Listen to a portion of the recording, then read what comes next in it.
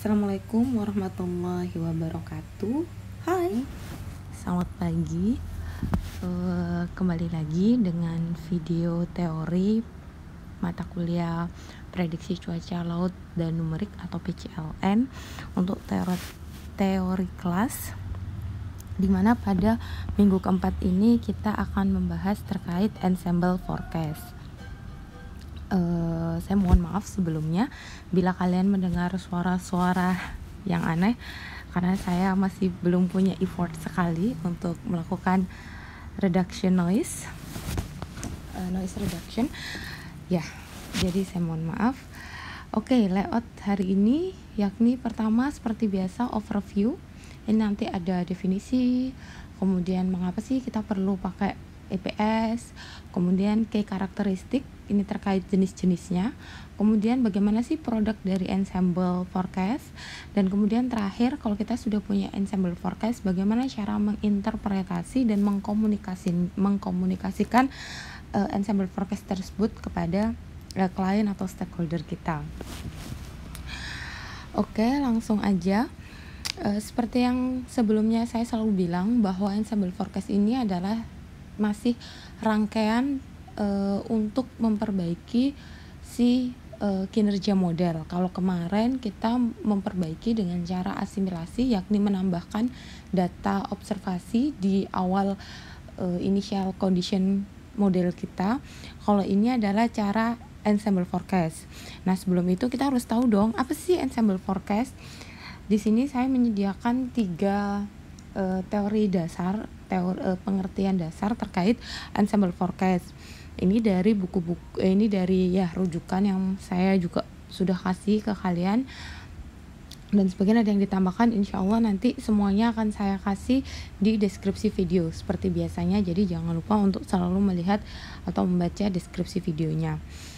Yang pertama, menurut Warner tahun 2011 dalam bukunya Numerical Weather and Climate Prediction, dia menyebutkan bahwa ensemble prediction itu adalah melakukan atau merunning atau mensimulasikan suatu event gitu ya, menggunakan numerical weather prediction secara paralel dengan ini arbitrary choices gitu ya, dengan beberapa pilihan yang berubah gitu. Pilihan berubah itu apa gitu? Itu didasari karena pertama, data kita tidak sempurna, contohnya initial condition, atau mungkin ada model atau si konfigurasi dalam modelnya itu ada yang tidak sesuai, atau mungkin kita ingin merubah dengan metode yang lain, karena kita tahu di sana kan banyak pilihan gitu ya. Jadi kan dia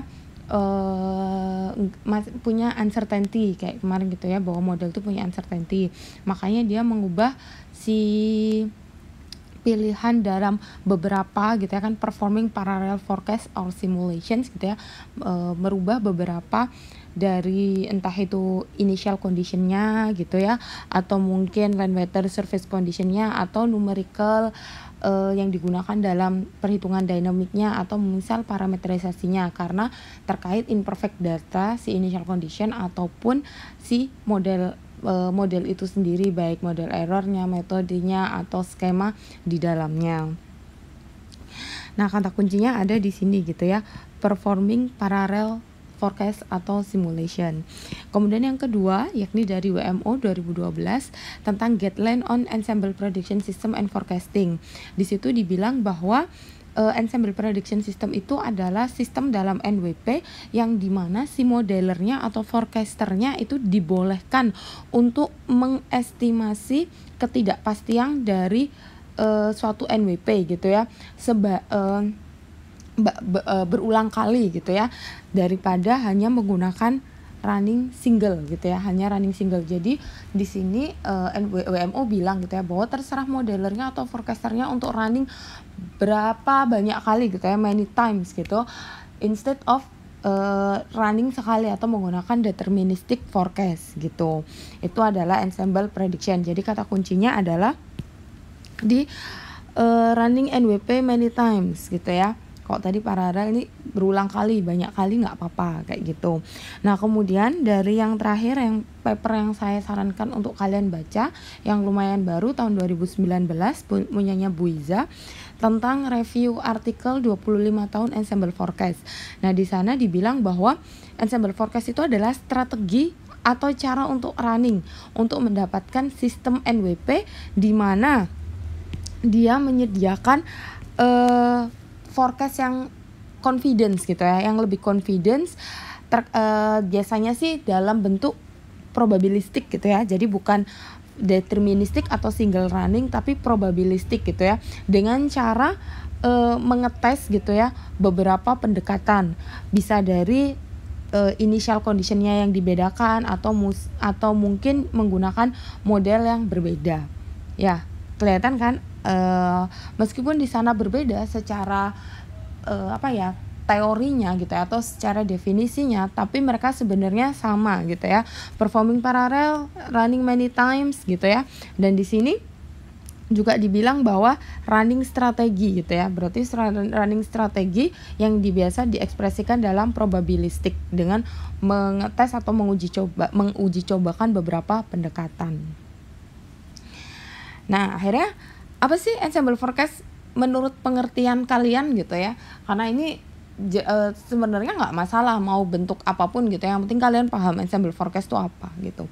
Sebenarnya kalau saya pribadi gitu ya Ensemble Forecast itu adalah running bareng gitu ya, running banyak dengan sesuatu yang berbeda. Nah apa yang berbeda itu nanti akan kita pelajari setelah slide ini gitu.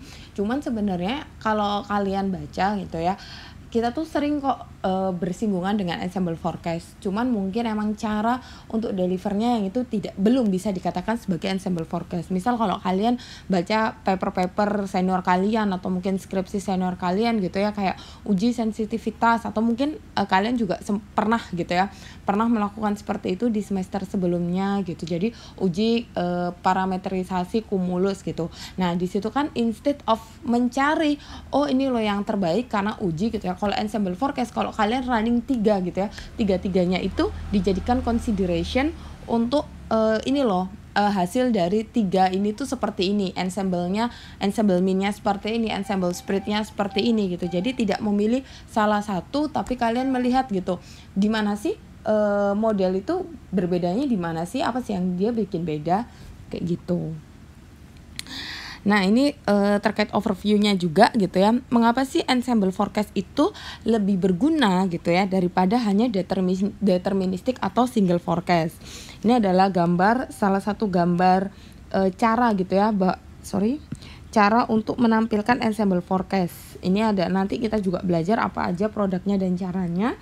Ini adalah spaghetti plots gitu ya, jadi kalian running sebanyak apa membernya itu akan jadi ini benang-benang serabut kecil ini. Nah yang tebel ini gitu ya, ini adalah ensemble mean-nya, misalnya seperti itu. Ini terkait prediksi retraksi clone. Terus kenapa sih kok Ensemble Forecast itu dijadikan salah satu cara untuk memperbaiki gitu ya. Nah di sini terkait sama kenapa Ensemble Forecast itu lebih berguna. Dalam bukunya ini rujukannya adalah Warner 2011 gitu ya. Biasanya kalau kita kan running banyak nih membernya gitu ya, banyak nih membernya.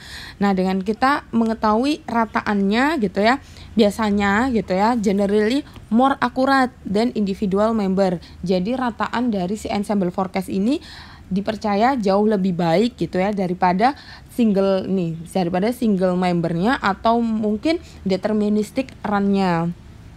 Kemudian perbedaan gitu ya, spread atau variance dari si member tersebut gitu ya. Nah ini kan variance-nya gitu ya, perbedaannya gitu ya, spreading-nya kan, bahwa dari satu member ke member yang lain itu kan pasti ada perbedaan gitu ya, meskipun dia berangkat dari titik yang sama. Setelah di running beberapa waktu itu kan pasti yang kemarin kita pelajari bahwa setiap model itu punya prediktabilitas gitu ya. Nah ini si spreading-nya ini itu bisa kita jadikan bisa dikuantifikasi uncertainty-nya gitu. Jadi kita bisa tahu atau mengindikasikan berapa sih ketidakpastian dari si member-member ini bila dibandingkan dengan ensemble mean-nya gitu ya. Nah itu akan kita bisa mengadjust atau nanti bisa follow up-nya adalah kita bisa mengkalibrasi si individual member.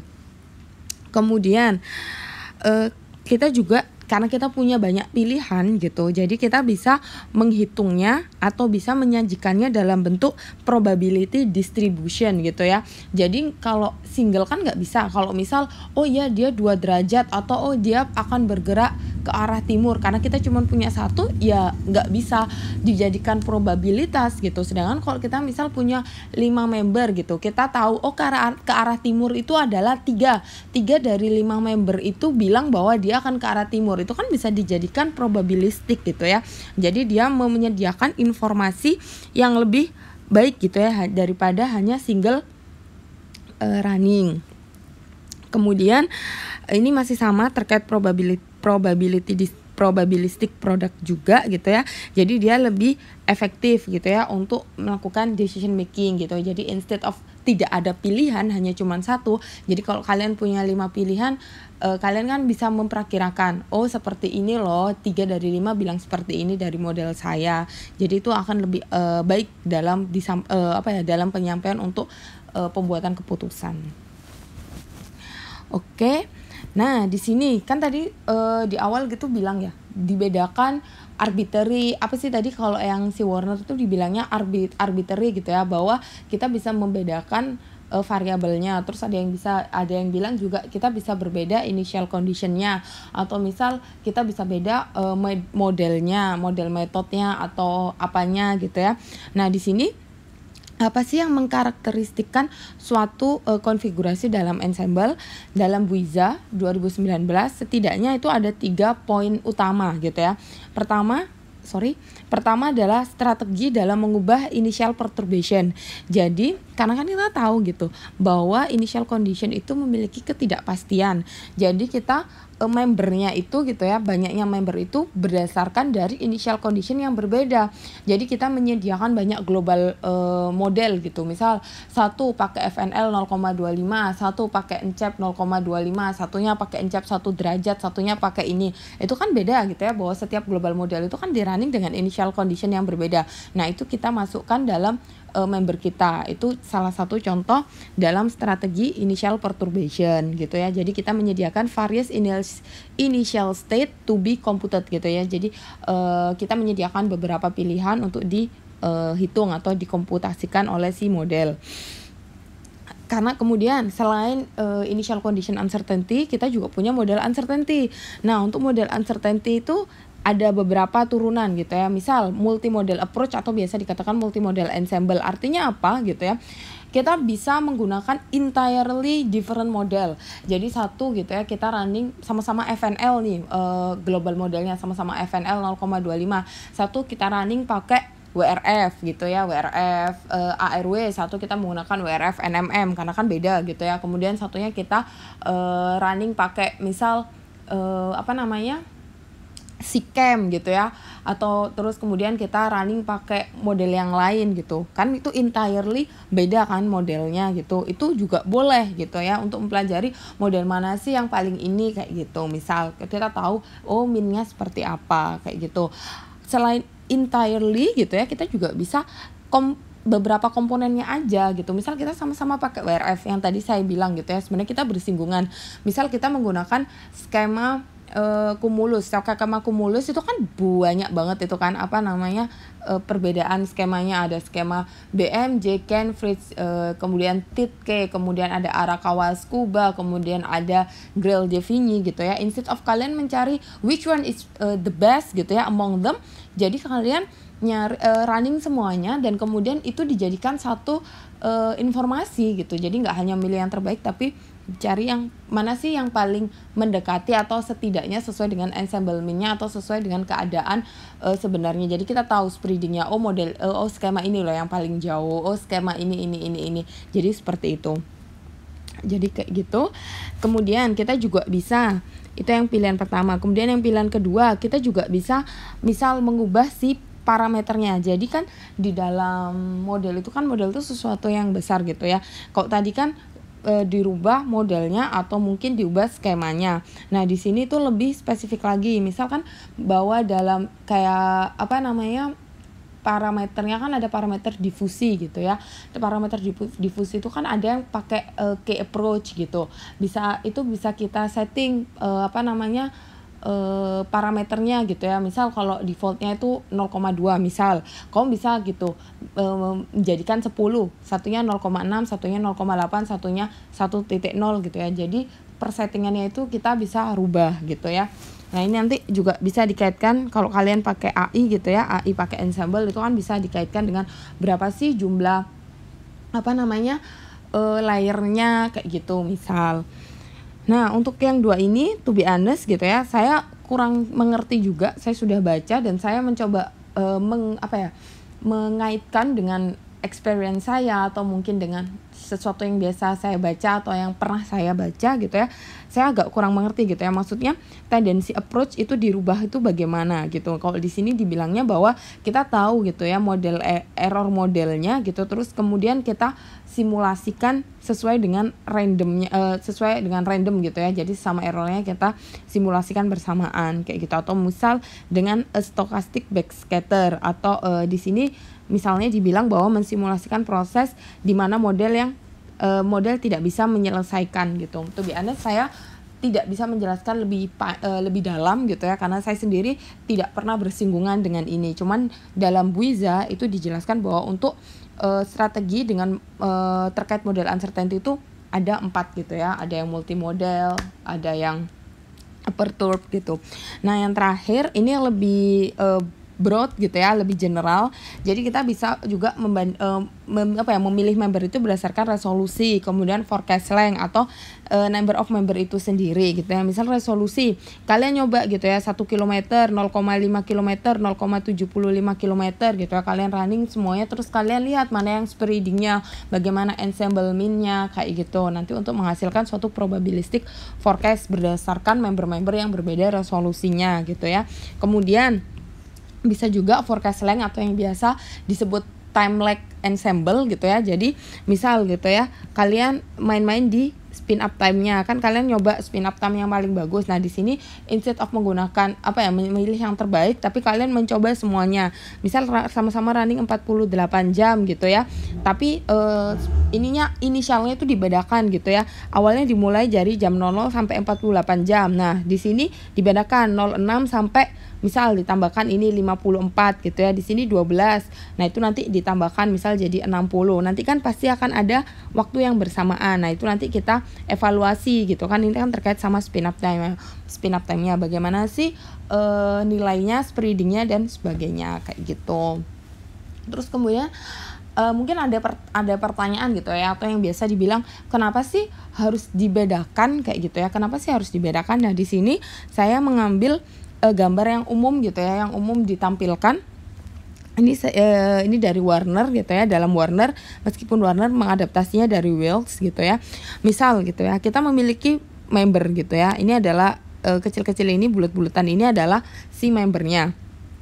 Nah, dalam ini kan proses runningnya. Dalam proses running itu gitu ya, dalam proses running itu tuh nggak bisa gitu. Kan mungkin ada yang kayak bertanya gitu ya, kenapa sih membernya itu dari awal nggak kita summary aja baru kita running mana yang terbaik gitu ya. Kenapa sih harus running banyak kali atau running paralel gitu ya? Itu kan menghabiskan komputasi yang banyak gitu. Nah di sini dibilang bahwa terkadang gitu ya, dalam proses running itu ada non-linear system yang kita tuh nggak kayak black box gitu, kayak apa sih yang bikin beda gitu ya antara satu member dengan member yang lainnya. Contohnya adalah seperti ini. Yang titik ini gitu ya, yang titik ini adalah ensemble mean-nya. Bukan ensemble mean, sorry. Di sini adalah rataan dari si member gitu ya. Nah, ini sama-sama, ini member 1, member 2 dan ini adalah rataannya. Setelah dia di running gitu ya, sometimes gitu ya, ternyata rataannya ini gitu ya, dia makin lama dia menjauhi gitu. Dia menjauhi hasilnya gitu ya. Misalnya ini adalah spreadingnya gitu.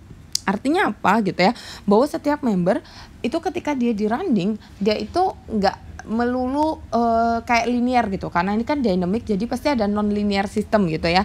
Nah di sini kalau kita pakai ensemble mean-nya, kita selalu mencari berapa sih average-nya pun di sini. Jadi dia ini adalah tengah-tengahnya istilah katanya gitu ya, meskipun dia spreading gitu ya, tapi kalau kita pakai ensemble mean gitu, kita tahu oh di sini loh ininya gitu ya. Itulah kenapa kita nggak bisa gitu ya membernya membernya kita rata-ratakan di awal terus kemudian itu kita running aja sekali gitu. Nggak seperti itu konsep dari ensemble mean, karena seperti yang kalian tahu gitu ya di predictability kemarin bahwa Lorenz gitu ya, percobaan Lorenz itu bilang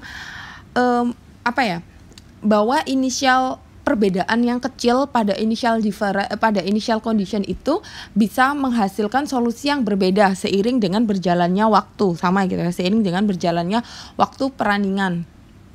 Nah, di sini menyebutkan bahwa sekecil perbedaan apapun itu dalam member gitu, itu sensitif gitu, itu sensitif terhadap properti fundamental gitu ya dari si weather prediction-nya, atau istilah katanya kalau Lorenz tuh bilangnya adalah butterfly effect gitu ya, bahwa error kecil itu ketika di running gitu ya, itu bisa menjadi error yang besar. Jadi sekecil apapun perbedaan member itu gitu ya, dia itu sensitif. Itulah kenapa gitu ya, kalau kita running pakai ensemble prediction itu nanti dia pasti akan mencar di waktu forecast setelah sekian jam gitu ya, itu akan berbeda-beda gitu. Nah, instead of kita nyari mana yang terbaik gitu ya, kita kumpulkan semua informasi itu gitu ya. Meskipun sebenarnya ada caranya juga untuk memilih berapa banyak sih member itu yang bisa dikatakan untuk ensemble gitu ya. Terus bagaimana cara pemilihannya itu antara HMWF sama ENCEP itu beda. Ada yang single breeding, ada yang pakai vektor apa kayak gitu. Cuman kalau yang interest bisa gitu ya untuk membaca gitu ya. Cuman kalau saya pribadi gitu ya, selama kalian running paralel, kemudian kalian menyampaikan informasi dari hasil itu ke dalam suatu produk instead of mencari yang terbaik, itu bisa dikatakan sebagai ensemble prediction. Nah, terkait ensemble products itu secara garis besar ada 3 gitu ya. Yang pertama ini adalah range of possible scenario. Nah, range of possible scenario ini bisa ensemble mean, bisa dibagi menjadi ensemble mean, ensemble spread, kemudian ada spaghetti plot, ada postage stamp maps gitu ya. Nanti kita satu persatu pelajari. Nah, di sini ensemble mean, ya namanya mean tuh berarti kan rataan, yaitu ya udah rataan dari parameter semua membernya kayak gitu. Itu misal kalau kita tekanan gitu ya, kita punya member 10, kita cari gitu rataannya tekanan dari 10 member itu berapa sih kayak gitu. Nah, kalau ensemble spread atau ensemble variance gitu ya, simpangannya gitu, itu biasa gitu ya, standard deviation dari si model outputnya gitu untuk setiap member. Nah, biasanya dia itu menyediakan informasi ketidakpastian. Contohnya adalah seperti ini gitu ya. Nah, di sini adalah gambar dari pressure surface mean sea level gitu. Jadi tekanan di permukaan laut gitu ya, tekanan di permukaan laut, di mana yang black contournya itu ya, yang yang garis hitamnya itu adalah rataannya gitu ya, rataannya. Nah, kemudian yang shading itu adalah spreadingnya. Nah, bagaimana kita tahunya, bagaimana kita menginterpretasikannya gitu ya, kita lihat saja gitu ya, semakin besar nilai spreadingnya yang ada di sekitar si black contour atau si mean-nya gitu ya, berarti dia semakin besar gitu uncertainty-nya kayak gitu. Jadi prediktabilitasnya rendah gitu. Prediktabilitasnya rendah berarti di sekitar sini gitu ya. Karena spreadingnya besar, jadi prediktabilitasnya rendah gitu. Misal seperti itu. Kemudian bisa juga spaghetti plot kayak yang tadi saya jelaskan tadi, bentuk cyclotropis. Nah, kalau ini geopotential height gitu ya. Nah, di sini beda gitu ya antara misal yang ini itu yang atas gitu ya, 5.000 A sama B itu indikasikan value after 3 days. Jadi ini setelah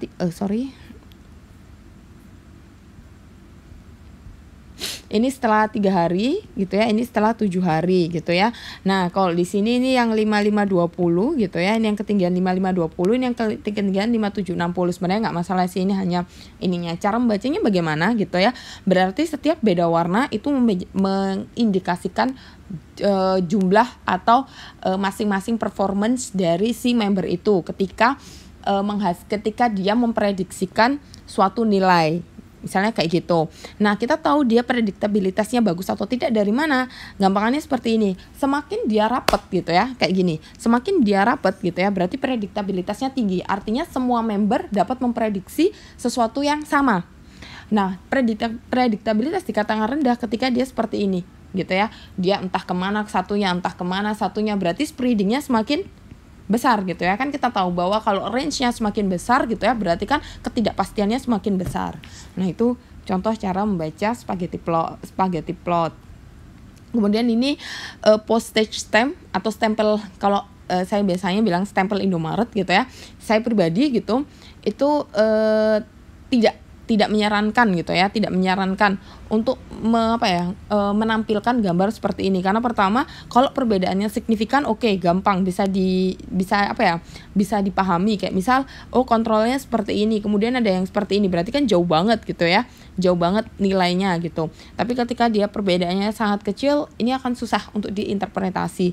Tapi gampangannya kalau postage ya sama sih, a set of small maps showing counterplots atau apapun gitu ya terkait individual member gitu ya, untuk melihat bagaimana sih skenario dari setiap member itu, dan kemudian kita bisa mengakses bagaimana sih si extreme eventsnya bila disimulasikan menggunakan misal member 1, member 2, bagaimana dia terkait sama si kontrolnya kayak gitu misal. Kemudian yang kedua, kalau tadi a range of possible scenario, jadi ditunjukkan semua membernya gitu ya. Nah, kalau yang ini site specific and quantile based chart gitu. Jadi di sini udah tahu kan meteogram biasanya ada di penerbangan kayak gitu. Jadi kita punya banyak nih, misal site specific meteogram. Jadi variabelnya diekstrak dari satu grid untuk satu lokasi gitu ya. Nah, biasanya digunakan tuh adalah ensemble meteogram. Contohnya seperti apa? Seperti ini gitu ya. Misal ini wind speed, ini temperatur gitu ya. Jadikan satu. Kemudian dia diambil dari mana? Ini. Jadi member dari banyak lokasi gitu ya. Ini dari banyak lokasi gitu. Deterministik dari ini berdasarkan lokasi stasiun spread over Japan plot gitu ya. Jadi dalam satu titik gitu ya, itu jadiin satu jumlahnya kayak gitu. Terus kemudian dia jadikan box plot gitu ya, rataannya. Misal rataan anginnya seperti apa kayak gitu. Nah, kan kalau box plot udah tau lah ya gitu ya. Ada whisker sama ini diagram gitu ya, ada median, kemudian ini kuartil 75, ini kuartil 25, kemudian ini whiskernya, kalau di luar ini namanya outlier kayak gitu. Ini adalah contoh dari spesifik meteogram, dan ini adalah kuantilnya gitu ya, atau box plot ataupun whisker box plot, apapun namanya, pokoknya intinya adalah box plot gitu ya. Jadi dia mensummarikan ketidakpastian. Jadi dikasih nilai maksimumnya, ini nilai maksimum, ini nilai minimum, kemudian persentil 75, persentil 25, kemudian mediannya gitu tuh dijelaskan di sini. Ini untuk jenis forecastnya gitu ya.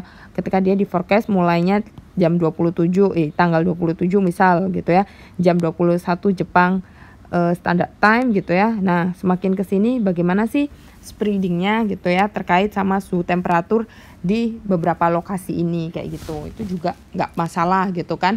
Kan kalau kayak gini kan tetap misal pakai satu gitu ya, satu model, terus kita pengen lihat keseluruhannya bagaimana sih ini di specific locationnya gitu ya. Jadi misal kalau ini berapa sih ininya kayak gitu. Oke, kemudian terakhir kan tadi ada 3 ya. Ini yang terakhir itu yang basic probability. Jadi kan tadi dibilang bahwa ensemble forecast itu menyediakan kenapa dia lebih unggul gitu ya, karena dia menyediakan informasi probabilistik gitu, atau probabilitas dari suatu kejadian.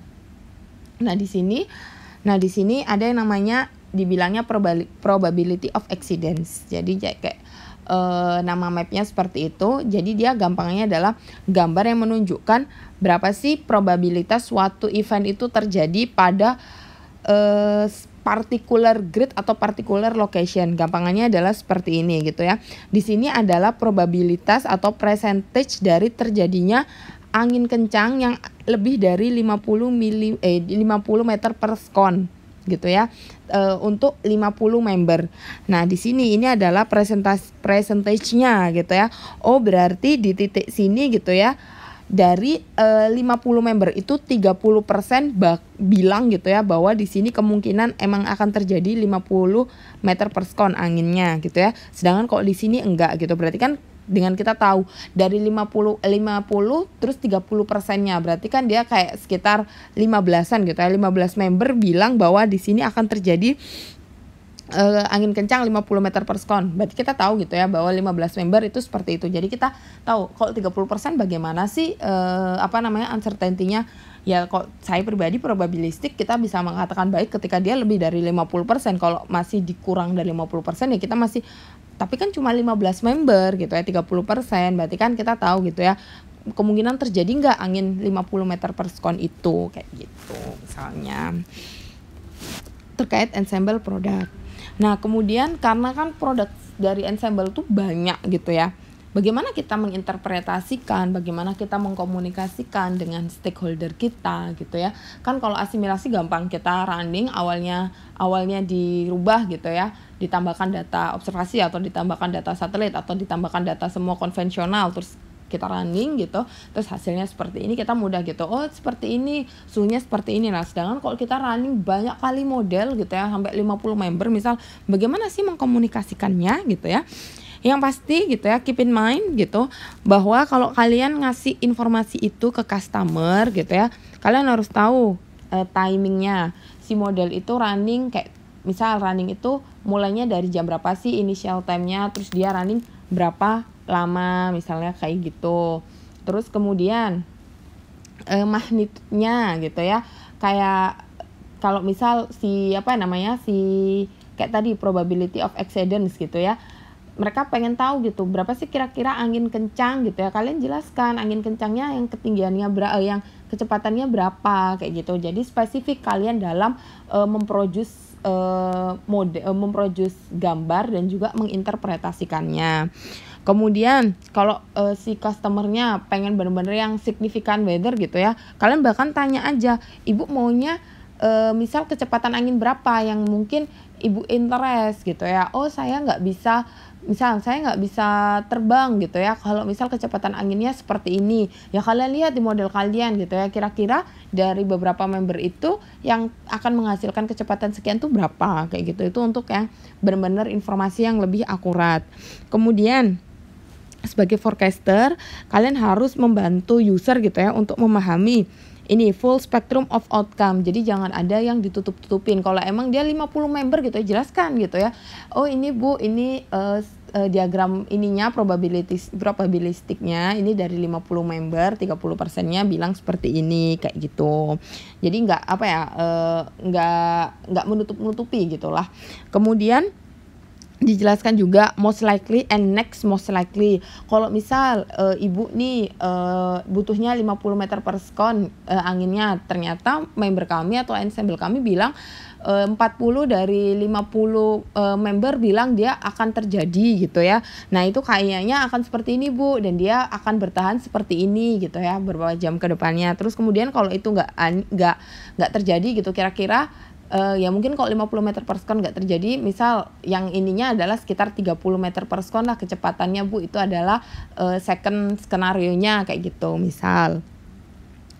Nah bahkan yaitu ini masih sama gitu ya. Jadi kalau kalian perlu, kalian jelaskan gitu ya, seperti apa sih kondisinya kalau misal ada angin seperti ini kayak gitu, apa sih nanti ininya kayak gitu. Kemudian ini lebih ke terlalu advance sih. Kalau kalian punya user yang advance banget gitu ya, kalian harus paham gitu. Misal mereka bilang kayak, oh ini mas running modelnya emang udah di ini verifikasi gitu. Gimana hasil verifikasinya? Jangan-jangan ensemble-nya ya udah dibikin-bikin aja gitu. Nah, itu nanti kalian harus paham juga bahwa setiap member itu harus tahu gitu ya, di-assess dulu gitu si inisialisasinya. Kemudian kalian tahu performance modelnya gitu ya. Terus kemudian kalau kalian menambahkan asimilasi gitu, ada yang ditambahkan asimilasi, misal kalian ensemble-nya itu digabung gitu ya. Jadi pertama asimilasi dengan radar, asimilasi dengan satelit, asimilasi dengan ops gitu ya, terus jadiin member gitu ya. Kalian harus tahu gitu ya bagaimana sih performa si data yang dimasukkan itu kayak gitu. Bahkan kalau lebih ini lagi, kalian bisa menambahkan informasi terkait klimatologinya meskipun kalian punya ensemble products gitu ya. Tapi biasanya emang JJA Bu. Jadi kalau JJA itu anginnya seperti ini, kalau angin kemarau tuh seperti ini, kalau angin transisi tuh seperti ini gitu. Atau misal kalau ada local effect kayak misal daerahnya sekitar pegunungan, kemungkinan nanti akan ada angin lembah atau angin gunung di jam-jam segini, atau mungkin nanti ada angin fon atau angin bahoro gitu ya, apapun lah namanya kayak gitu. Itu untuk mengkomunikasikan dengan user. Nah, kemudian setiap kali ensemble forecast itu selalu dibarengin gitu ya, dibarengin sama deskripsi dari itu percentage. Makanya persentase itu bagus gitu ya. Kenapa orang-orang akhirnya sekarang sih kayak shifting gitu ya, instead of deterministic, orang-orang tuh kayak lebih baik ke probabilistik daripada besok hujan ringan hingga sedang gitu ya. Kalau kemarin katanya Bu Dwi Korita dalam apa sih, saya lupa pembukaan atau penutupan Disnatalis gitu ya, beliau bilang bahwa ini perakiraannya BMKG itu masih kayak bersayap gitu ya. Jadi antara ringan hingga lebat gitu, ringan hingga sedang gitu ya. Jadi kayak range-nya itu, uncertainty-nya itu tinggi banget kayak gitu kan misal. Nah, itu dengan probabilistik gitu ya, kita bisa bilang dimungkinkan hujan ringan 30% gitu ya, kemungkinan hujan ringan 30%, kemungkinan hujan lebat 80% kayak gitu misal. Itu kan jadi lebih spesifik gitu ya, sama-sama menunjukkan uncertainty tapi beda cara penyampaiannya gitu ya. Instead of ringan hingga sedang, tapi kita bilang ringannya 30%, sedangnya 50%. Jadi kan kita tahu lebih berat di sedang, meskipun 50% ini juga nggak pasti banget gitu, karena dia kan masih presentasi gitu. Nanti kita akan belajar juga bagaimana memverifikasi probabilistic forecast kayak gitu. Karena istilah katanya gitu ya, ya memang gitu ya, bahwa pekerjaan yang paling dibolehkan untuk salah itu weather forecast. Tapi kan setidaknya kita bisa gitu ya, kita tahu dengan ilmu kita berapa sih uncertainty yang bisa kita kasih ke user gitu, karena ini terkait sama prediktabilitas gitu ya, kemampuan dalam memprediksi. Kalau kita tahu uncertainty-nya, ya kita tahu gitu ya kemampuan kita seperti apa kayak gitu. Nah, yang terakhir, meskipun tadi produknya apalah namanya, postage stamp, spaghetti plot, ensemble mean, ensemble spread gitu ya, kurang-kurangi menggunakan so scientific term gitu ya, karena kalian yang dihadapi adalah masyarakat awam gitu ya. Jadi kalian harus tahu dulu modelnya ini seperti apa sih kayak gitu. Ini produknya seperti apa sih yang saya hasilkan, bagaimana saya mengkomunikasikan dengan user. Oke, mungkin sekian penjelasan terkait ensemble forecast, and I think as long as you understand, lama key poinnya itu dapat gitu ya, itu nggak jadi masalah. Tapi kalau dari 3 tadi itu bisa disimpulkan bahwa dia dalam mixing and combining various single forecast with different strategy gitu ya. Jadi kalian running beberapa strategi gitu ya, terus kemudian di mixing dan combining instead of mencari yang terbaik. Nah, untuk jenis-jenisnya gitu ya, bisa mengubah initial conditionnya, bisa mengubah model uncertainty yang tadi dibagi menjadi 4 gitu ya, bisa entirely, bisa parameterisasinya aja, atau misal bisa parameternya aja atau koefisiennya di suatu konfigurasi saja kayak gitu, atau misal resolusinya gitu ya, atau forecast length-nya yang kayak tadi time-lapse ensemble kayak gitu. Atau ensemble size-nya, ada yang misal kita coba kalau 50 bagaimana, kalau 30 kayak gimana, kalau 10 bagaimana, misal kayak gitu. Nah, ensemble product sendiri itu terdiri ada 3 jenis gitu. Yang pertama, a range of possible scenario, jadi kalian menunjukkan semua kemungkinan skenario itu gitu ya, bisa dari spaghetti plot, ensemble mean, kemudian ensemble spread, kemudian apa tadi, Postmap stem, apapun lah gitu. Kemudian site specific and quantile based chart gitu ya. Jadi kalian ngambil dari semua runningan itu kalian ambil di titik itu gitu ya, di titik itu dari 50 member gitu. Misal kalian ambil di titik itu, terus kalian produce gitu ya, gambar menggunakan quantile atau box plot gitu ya, untuk tahu di titik ini dari 50 member tuh seperti ini loh, kayak gitu.